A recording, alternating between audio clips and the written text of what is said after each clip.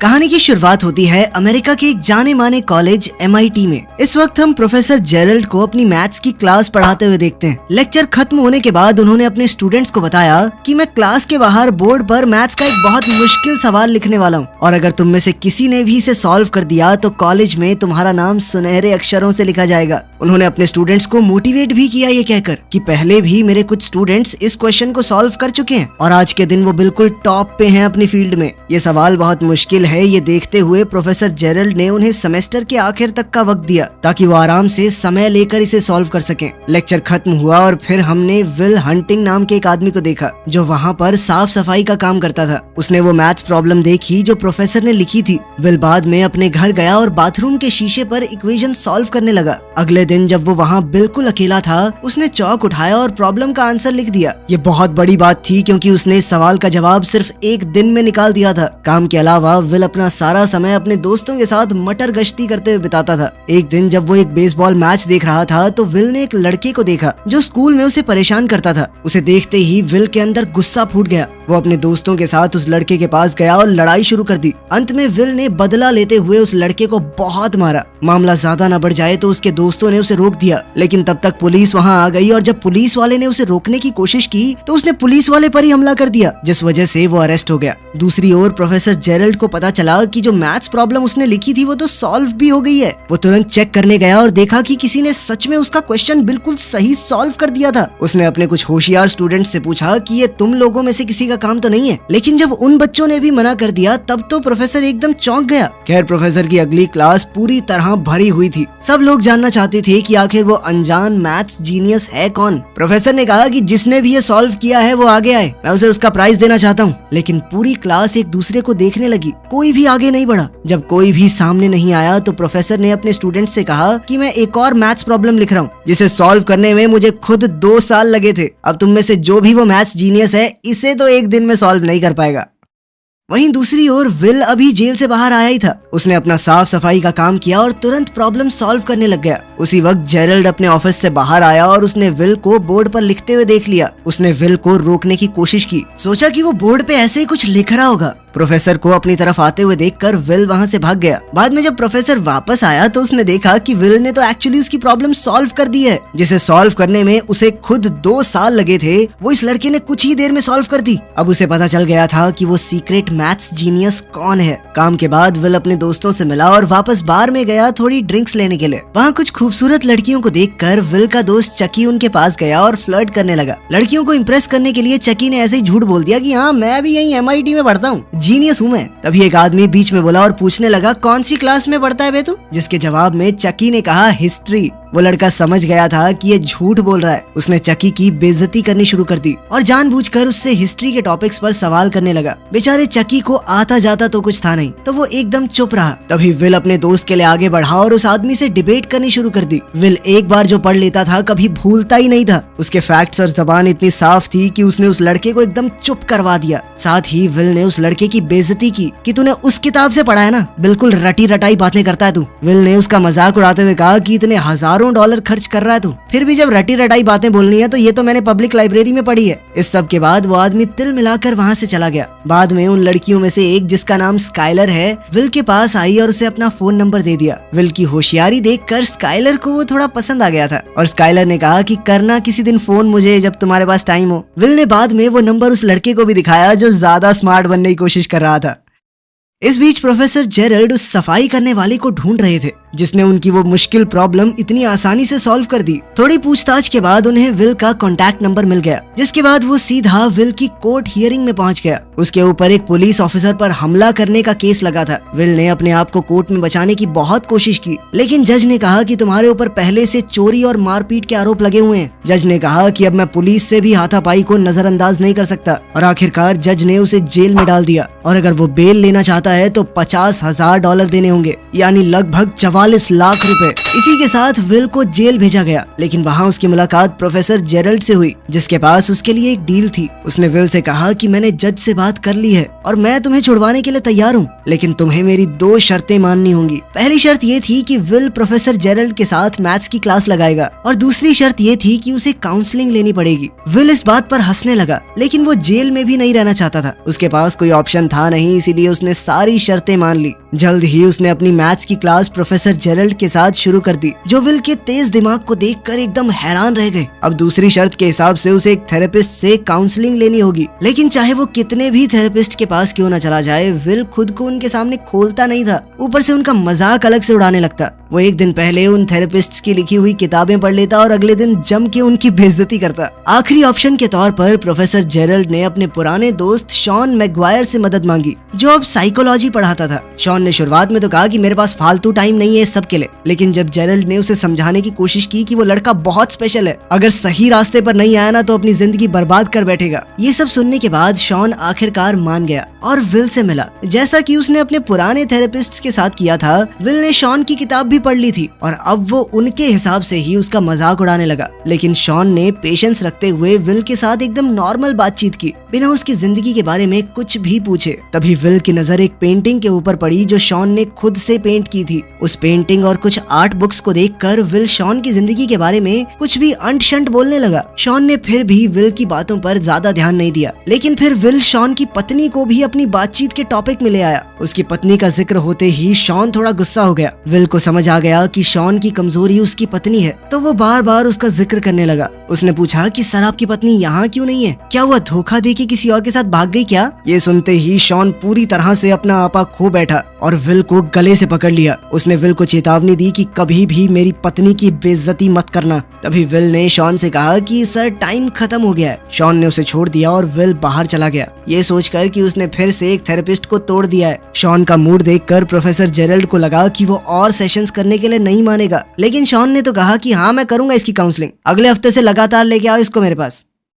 Counselling के बाद will Skyler के साथ डेट पर गया। डेट पर विल को पता चला कि स्काइलर एक बहुत ही अमीर परिवार से है और इस वक्त हार्वर्ड में पढ़ रही है। उन दोनों ने ही एक दूसरे के साथ बहुत अच्छे से समय बिताया। अपनी खूबसूरत पहली डेट के आखिर में उन्होंने एक दूसरे को चूम लिया। विल जब अगले हफ्ते शॉन से मिलने आया तो शॉन ने कहा कि चलो बाहर चल के बातचीत करते हैं। शॉन विल को एक पार्क में ले गया और उससे बात करने लगा। उसने विल से कहा कि तुमने जो कुछ भी बोला मैंने उस बारे में बहुत सोचा। आखिर में मुझे यही समझ में आया कि तुम दिमाग से एक छोटे बच्चे हो जो ये जानता ही नहीं है कि वो क्या बोल रहा है। बदतमीज हो थोड़े से। शॉन ने विल से कहा कि मैं समझता हूँ तुम बोलना नहीं चाहते, शायद कोई डर है तुम्हारे अंदर, लेकिन बेटा एक बात याद रखना, कभी तो तुम्हें बोलना ही पड़ेगा वरना जिंदगी की सारी अच्छी चीजें खो बैठोगे। अगले दिन विल अपने दोस्त चकी के साथ एक कंस्ट्रक्शन साइट पर मजदूरी करने गया। उसने स्काइलर को फोन किया, लेकिन वो बात करने से डर रहा था। शॉन के साथ अपने तीसरे थेरेपी सेशन में विल ने एक शब्द भी नहीं कहा और शॉन ने भी नहीं। दोनों पूरा 1 घंटा चुप रहे। चौथा सेशन भी इसी तरह से शुरू हुआ, जहाँ किसी ने कुछ नहीं बोला, लेकिन फिर बोर होकर विल ने शॉन को एक जोक सुनाया। इसे एक हिंट मानकर कि विल शायद अब बातचीत करना चाहता है। शॉन ने उससे पूछा कि क्या तुम्हारी कोई गर्लफ्रेंड है? इसके जवाब में विल ने उसे स्काइलर के बारे में बताया कि कैसे उनकी पहली डेट बहुत ही बढ़िया गई, लेकिन अब मुझसे बात नहीं हो पा रही। शॉन ने पूछा कि ऐसा क्यों? तो विल ने जवाब दिया कि मुझे लगता है स्काइलर मेरे लिए बहुत ज्यादा अच्छी है और अगर मैं उससे मिलता रहा तो सब कुछ खराब हो जाएगा। कभी ना कभी तो वो समझ ही जाएगी कि मैं उसके लायक नहीं हूँ। शॉन ने उसे समझाया कि कोई भी किसी से बेहतर नहीं होता,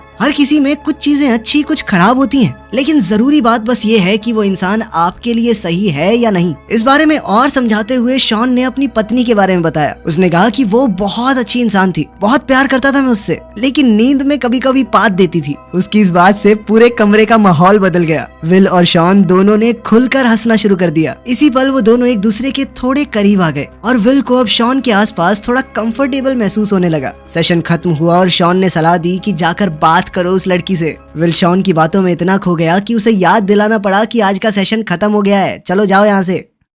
शॉन की बात मानकर विल स्काइलर के कॉलेज में गया और उसे दोबारा बाहर चलने के लिए कहा। स्काइलर ने कहा कि मैं तुम्हारे साथ बाहर जाना चाहती हूँ, लेकिन मुझे एक बहुत ही ज्यादा मुश्किल प्रॉब्लम सॉल्व करनी है जिसमें कई दिन भी लग सकते हैं। विल और इंतजार नहीं कर सकता था तो उसने कहा कि वो सवाल मुझे दिखाना। सवाल देखते ही उसने पलक झपकते ही आंसर एक नैपकिन के ऊपर लिख दिया। इसके बाद विल ने कहा कि अब तो तुम्हारे पास कोई बहाना नहीं बचा, चलो मेरे साथ। उनकी दूसरी डेट के दौरान स्काइलर ने विल से उसके परिवार के बारे में पूछा और विल ने उसे झूठ कह दिया कि मेरे 12 भाई हैं। जिस पर स्काइलर ने कहा कि अच्छा नाम बताइए जरा, और विल ने धड़ाधड़ 12 रैंडम नाम सीक्वेंस में बोल दिए। स्काइलर को थोड़ा शक हुआ कि ये झूठ बोल रहा है और उसने कहा कि एक बार नाम फिर से दोहराना जरा, लेकिन अपना विल जीनियस है, उसने दोबारा उन नामों को उसी सीक्वेंस में बोल दिया। खैर विल अपने अगले थेरेपी सेशन में शॉन से मिला और पूछा कि क्या तुम्हें कभी अपनी पत्नी से मिलने का पछतावा हुआ है, क्योंकि तुम्हारी पत्नी के मरने के बाद तो तुम बहुत ज्यादा अकेले हो गए होगे और इतना प्यार करते थे तो दुख भी ज्यादा हुआ होगा। इस सवाल के जवाब में शॉन ने उसे बताया कि कैसे वो अपनी पत्नी से मिला था। जब मैंने उसे पहली बार देखा तो वो अपने दोस्तों के साथ एक बेसबॉल गेम की टिकट लेने के लिए लाइन में इंतजार कर रही थी। वो एक बहुत ही क्लासिक मैच था। तो विल ने कहा कि तुमने वो गेम लाइव देखी थी, कितने लकी हो यार तुम। इस पर शॉन ने बताया कि गेम तो मैंने बाद में टीवी पर ही देखी थी, मैंने अपने दोस्तों को छोड़ दिया था उस लड़की के साथ डेट पर जाने के लिए, वही लड़की जो बाद में उसकी पत्नी बनेगी। विल को बिल्कुल भी यकीन नहीं हो रहा था कि शॉन ने इतनी जबरदस्त गेम एक लड़की के साथ थोड़ा सा टाइम बिताने के लिए छोड़ दी। इस पर शॉन ने कहा कि मुझे कभी कोई पछतावा नहीं हुआ उससे मिलने का, चाहे वो मेरी जिंदगी में सिर्फ कुछ सालों के लिए ही थी, लेकिन वो साल सबसे खूबसूरत थे। खैर बाद में स्काइलर ने विल से कहा कि तुम मुझे अपने दोस्तों और परिवार वालों से क्यों नहीं मिलवाते। विल ने अभी भी उससे अपनी जिंदगी के बारे में झूठ बोल रखा था, लेकिन वो उसे अपने दोस्तों से मिलवाने के लिए तैयार हो गया। स्काइलर, विल और उसके दोस्त एक बार में मिले और स्काइलर को उसके दोस्त काफी पसंद आए। उन सभी ने एक दूसरे के साथ बहुत अच्छे से समय बिताया। तभी प्रोफेसर जेरल्ड शॉन से विल की प्रोग्रेस के बारे में पूछने आया। शॉन ने कहा कि विल धीरे धीरे खुलना शुरू हो गया है, लेकिन अभी थोड़ा और वक्त लगेगा उसे पूरा कंफर्टेबल करने में। प्रोफेसर जेरल्ड ने बताया कि मैं विल के लिए एकदम टॉप की नौकरी ढूंढ रहा हूँ। इंटरव्यू तो वो बहुत प्यार से क्रैक कर लेगा, बस उसकी ये दिमागी प्रॉब्लम ठीक हो जाए, फिर उसे मैथ्स की फील्ड में अपना नाम बनाने से कोई नहीं रोक पाएगा। शॉन ने कहा कि तुम उसके बाप हो क्या जो उसके लिए जिंदगी के फैसले ले रहे हो। जो भी वो लड़का करना चाहता है उसे करने दो, वो जीनियस है, इसका मतलब ये थोड़ी कि बस यही करना पड़ेगा, जबरदस्ती है। लेकिन प्रोफेसर जेरल्ड ने कहा कि वो कुछ और नहीं कर सकता, मैं विल का टैलेंट वेस्ट नहीं होने दूंगा। लेकिन विल को इस तरह की नौकरी में कोई दिलचस्पी नहीं थी, इसीलिए उसने अपने दोस्त चकी को इंटरव्यू में अपनी जगह भेज दिया। एक रात अपनी जिंदगी के बारे में बात करते हुए स्काइलर ने विल से कहा कि तुम मेरे साथ कैलिफोर्निया चलोगे। स्काइलर की बात सुनकर विल घबराने लगा और बोला कि वो उसके साथ नहीं चल सकता, मेरी सारी जिंदगी यहीं पर है। स्काइलर ने उससे पूछा कि तुम मुझसे प्यार करते हो मैं जानती हूँ, तो पूरी तरह मेरे साथ आने में इतना डरते क्यों हो और मुझे कभी कुछ सच भी नहीं बताते। उसने ये भी बताया कि मुझे पता है तुमने झूठ बोला था, तुम्हारे 12 भाई हैं। ये झूठ सामने आने पर विल अपना आपा खो बैठा। उसने कहा क्या जानना चाहती हो तुम मेरे बारे में, अनाथ हूँ मैं, माँ बाप का आता पता है नहीं। अपनी ज्यादातर जिंदगी एक परिवार से दूसरे में फुदकते हुए बिताई है मैंने। बचपन में जिस परिवार के साथ मुझे रखा गया वो मारता था, मुझे कुत्ते की तरह मारता था। स्काइलर रोने लगी और विल से कहा कि कोई बात नहीं, मैं तुम्हारे साथ हूँ ना, मैं तुम्हारे साथ रहूंगी चाहे कुछ भी हो जाए। लेकिन विल ने उसे दूर कर दिया और कहा कि मुझे किसी की मदद नहीं चाहिए। विल को कहीं ना कहीं डर था कि अगर उसने किसी को पास आने दिया और फिर वो इंसान उसे छोड़कर चला गया तो वो सह नहीं पाएगा। स्काइलर ने रोते हुए कहा कि मैं तुमसे बहुत प्यार करती हूँ, कभी तुम्हें छोड़कर नहीं जाऊंगी। लेकिन विल ने झूठ कह दिया कि मैं तुमसे प्यार नहीं करता